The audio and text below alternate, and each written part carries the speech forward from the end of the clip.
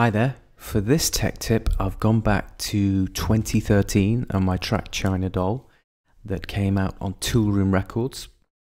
And I'm going to show you how I made that lead sound, which kind of carries the whole track. So let's listen to the original.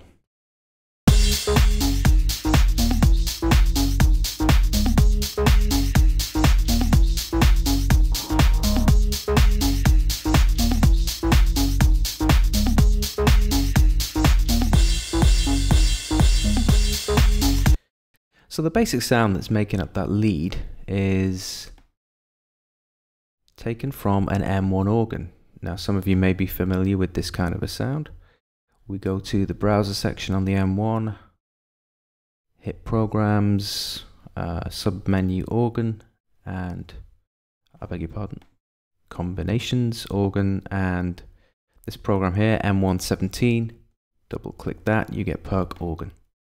So I'm just going to mute that out for a second. Okay, so I just need to remember it. Hold on one second. No, down to E flat. Something like that. Let's record that in.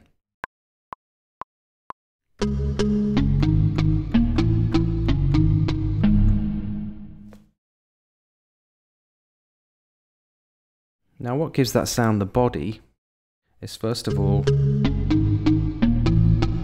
quantize the whole thing to 16B.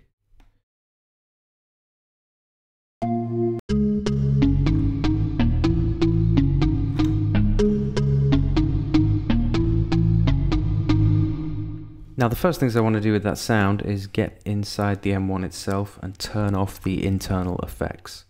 And I do that first of all in the insert effects here. Select no effect and no effect on FX1. And then also on the master effect, select no effect and no effect. Even if these are not highlighted in bright green, they're still active, so you need to turn them all off.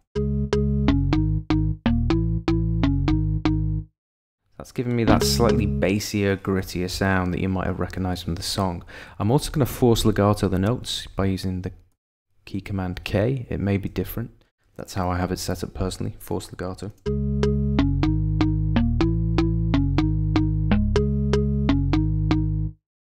Sounds pretty good. I need a sidechain source, so I'm just going to quickly create a kick drum.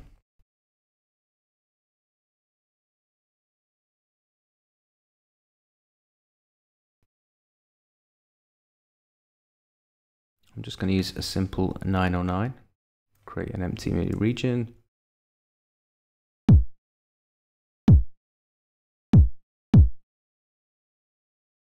And as this is a demonstration, I'm not going to do anything to that really.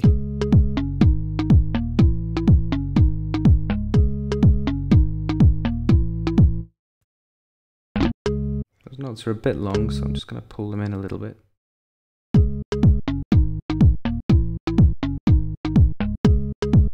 That sounds pretty good. And the next thing to do, I'm going to add some distortion. You can use whatever you want really for this.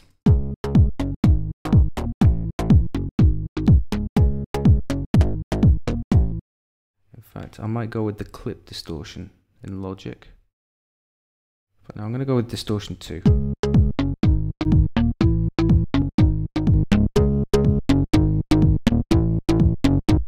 And I want quite a biting distortion sound because it needs to be quite gritty really. And then the second thing is add some reverb in.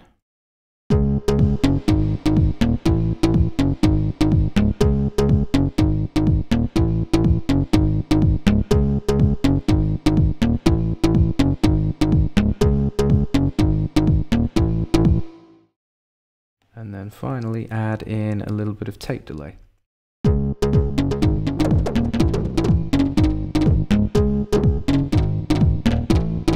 And take some of the low cut off that so it just kind of affects the upper mid range.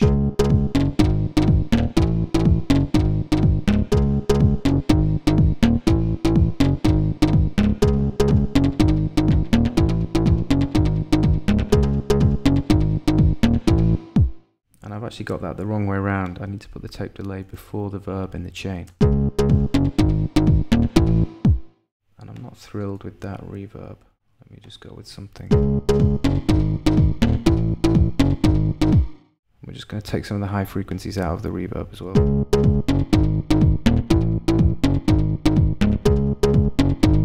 Okay, that sounds pretty good. The other thing you can do, which I did in the China Doll track, is to duplicate your lead sound, but just play it on the XS24 on the basic sine wave patch, which loads as the default. I'll just take out the plugins.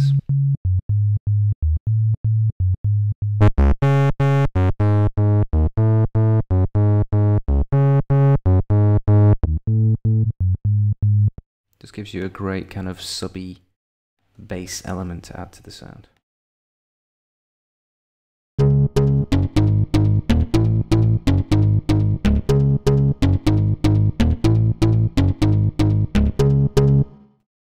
And then you might want to just create a track stack, which is Logic's equivalent of a group. And from there, I'm going to EQ fairly aggressively.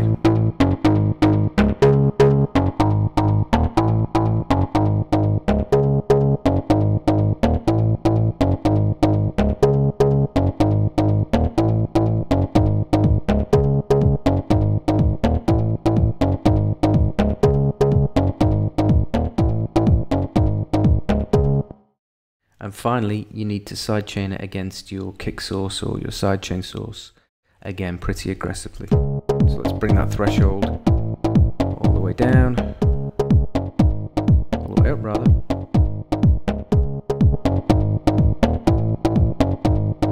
And sidechain it against.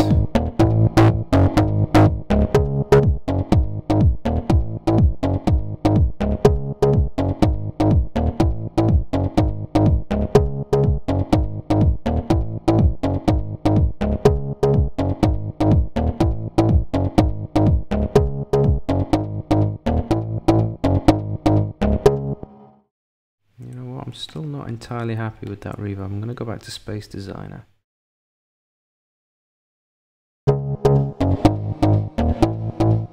Something close. There we go, that's much better. Like a gated drum thing.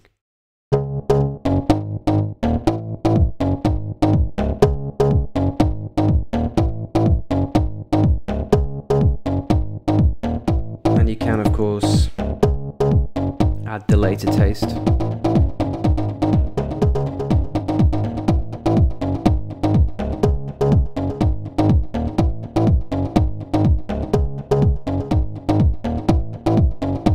And this kind of sound responds well to filtering.